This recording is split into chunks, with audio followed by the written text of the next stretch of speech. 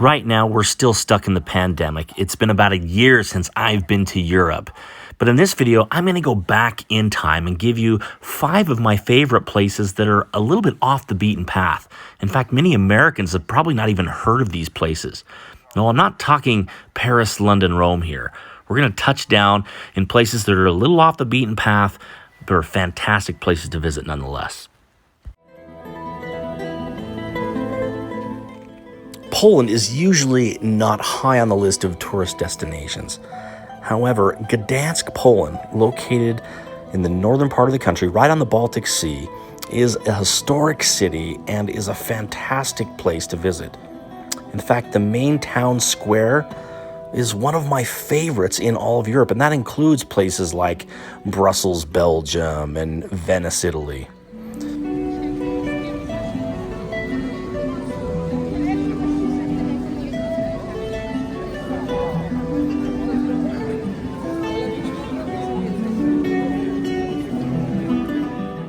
Gdansk is a historic town. It was completely destroyed in World War II. In fact, the first shots of World War II on September 1st of 1939 were fired just right outside the city.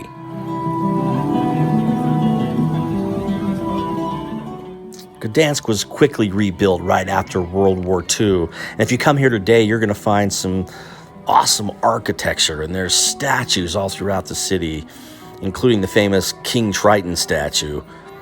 And you can also visit the World War II Museum and see how far this city's come.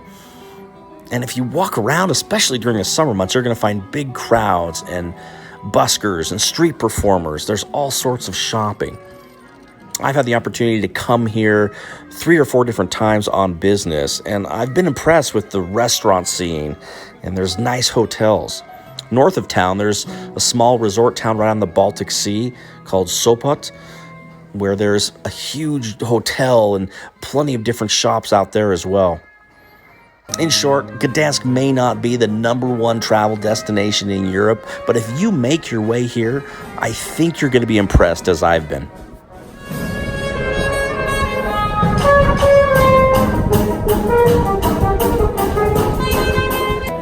Next on my list, we head to the Italian coastline, to Cinque Terre National Park. Now, Cinque Terre is not completely unheard of, but it's certainly nowhere near as popular as Rome, Florence, or Venice. Cinque Terre consists of 5 villages overlooking the Mediterranean. These villages are only about 1 kilometer apart from each other, and you can hike from village to village or take the train between each village. They all have these bright buildings right along the hillside. They're interconnected, and each village has restaurants, hotels, and just unique places to see. I only spent a little bit of time here. I'm dying to go back and spend 4 or 5 days hiking this whole area. And what a wonderful spot tucked away on the Italian coast. Next, we head to Belgium, a country that's sandwiched between France, Germany, and the Netherlands.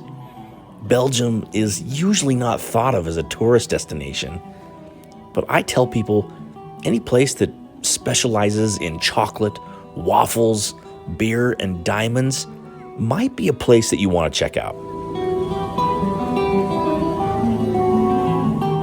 If you go to Belgium today, there are a few fairly well-known cities, chief among them being Brussels. Also, Antwerp is fairly well known. There's a town called Ghent, which is popular. And there's my favorite, which is Bruges. It's located in the very northern part of Belgium, about an hour, hour and a half from both Antwerp and Brussels. Bruges is a bit unique because it's so well preserved.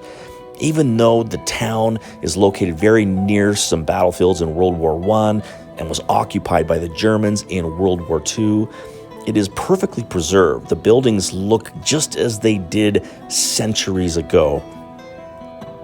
Back in the 13th and 14th centuries, Bruges was one of the most important cities in all of Europe, as merchants would come here to trade. There was a natural port And merchants would come as far away as Venice and from England and from other places along the North Sea to trade. And it became very well known for its lace and textiles. Even today, the modern-day port, which is located a few miles outside of the town center, is very strategic. If you buy a German vehicle, whether it be Mercedes, Volkswagen, BMW, it's shipped up to Bruges and then transferred onto a vessel and then sent off to the rest of the world. So there's a good chance if you are driving a German vehicle that it at one point came through Bruges, Belgium. If you come to Bruges today, you don't need a whole lot of time here. One day is plenty. And it's a great little town to walk around in. There's plenty of restaurants, a lot of different shops. In fact, my wife and I, what we enjoyed, we skipped lunch and instead we stopped at about 10 to 12 different chocolate shops around the main square. They all had different chocolates and we just picked out one at each shop and enjoyed it.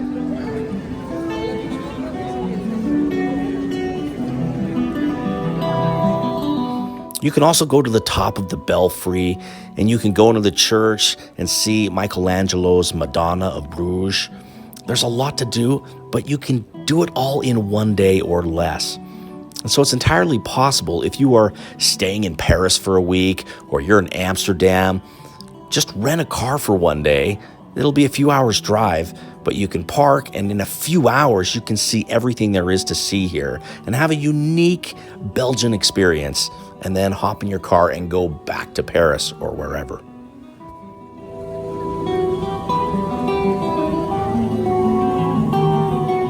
Next up, we head north. In fact, way north.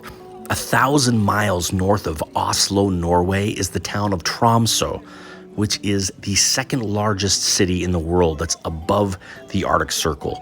It's a modern city and over 70,000 people live here. Being this far north, which is considerably further north than even Iceland, you would assume that Tromsø would be a very cold place to visit.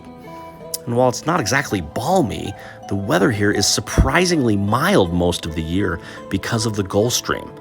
That same Gulf Stream that passes right by the UK and Ireland and gives them mild weather during much of the year continues north along the Norwegian Sea. And all the way up here in Tromsø, above the Arctic Circle, you find relatively mild weather most of the year. There's actually quite a lot to do here. If you come during the summer, you're going to experience the midnight sun, and you're going to want to spend a few days. There's plenty of hiking and a lot of outdoor activities to do. When I was here, it was September, but I still found some time to go on a speedboat ride. And the driver took me and a few others on a high-speed boat ride, and we went around the city, and then we head up into a couple of different fjords. I thought it was a really cool experience. We were all dressed up, and it was chilly. It was definitely cold, but a fun experience to go and see a lot of the different inlets and some of the area that would not have been viewable by car. If you come here during the spring, the fall, or the winter, you're probably going to want to do what they call a safari here. Now, unlike a safari in Africa, you're not going to be looking for lions and panthers. What you are going to be looking for is sperm whales, reindeer. You're going to check out a few different fjords. And also, you're going to be searching for the northern lights. Tromsø is known as one of the best locations in the world to view the northern lights. But one piece of advice I would give you is to plan ahead. Make sure to keep your evenings open so you can go out on a clear night. I saw them spectacularly as I was flying into Tromsø, and I assumed that every night I'd have another opportunity. Unfortunately, it was cloudy for a couple nights, and then the one clear night that I did have, I went searching and I stayed out late and they just didn't appear.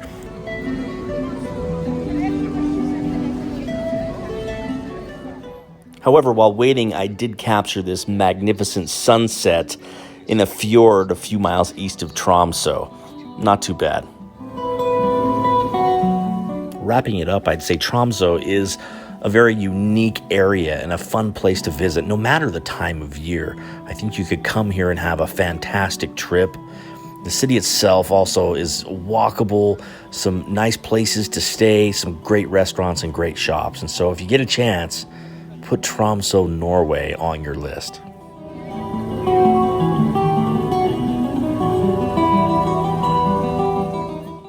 Last of all is Malta, which is an island nation in the middle of the Mediterranean, just south of Sicily. But this place is not Italian. The culture here is unique. It reminds me of a mix between Greece, Italy, and Great Britain. In fact, a lot of people here speak English. Now, when you come, you'll probably stay in Valletta. That's the main city here in Malta. And Valletta is really something else. I love the architecture. There's plenty to see walking around.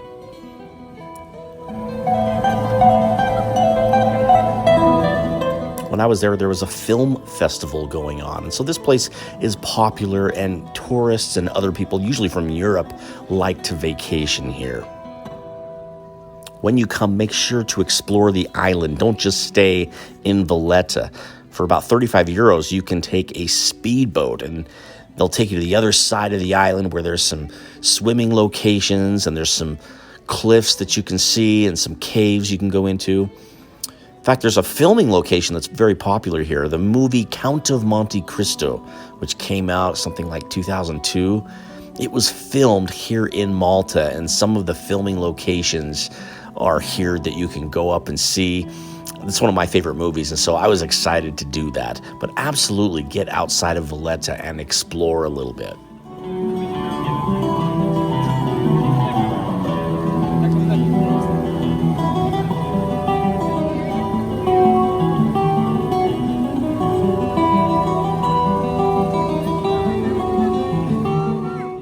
I had a really fun experience the last night I was staying in Valletta.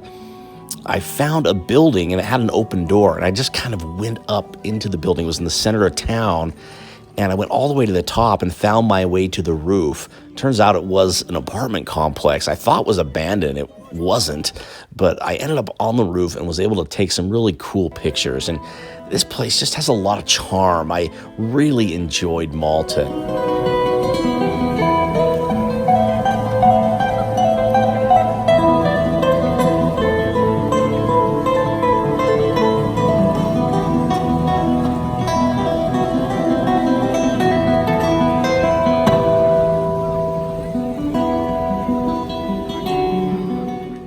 So there you have it, 5 awesome places in Europe that most Americans, anyway, have probably not even heard of.